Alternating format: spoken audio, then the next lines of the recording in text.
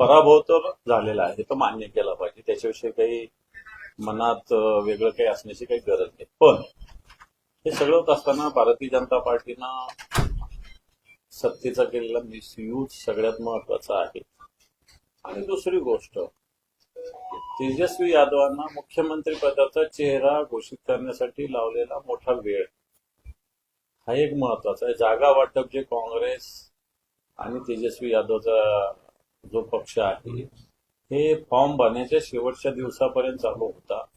आणि त्यावेळेस खरं तर राहुल गांधींची ज्यावेळेस मतदान यादीच्या विषयीची जागृती यात्रा होती, त्याच वेळेस तिला मिळालेला प्रतिसाद बघितला तर तेजस्वी यादव त्यावेळेसच मुख्यमंत्री पदाचा चेहरा जाहीर करणं हे फायद्याचं ठरलं असतं.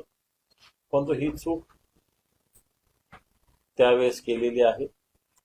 मी म्हणणार नाही की तेवढ्या त्याच्यामुळे सगळ्या गोष्टी झाल्या असेल, ज्या ज्या कमतरता झाल्या असेल, सत्तेचा मिसयूज झाला असेल, मतदार याद्याचा घोळ हा तर आहेच.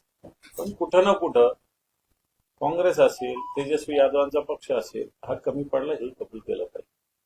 महत्वाचं म्हणजे काँग्रेस इतकं कमी पडलंय की डबल डिजिट सुद्धा गाठू शकत नाही अशी अवस्था झाली. काँग्रेसचं असंच आहे. काँग्रेस जागा वाटपात याच्यात मोठ्या प्रमाणावर नुसता वाटा मागते.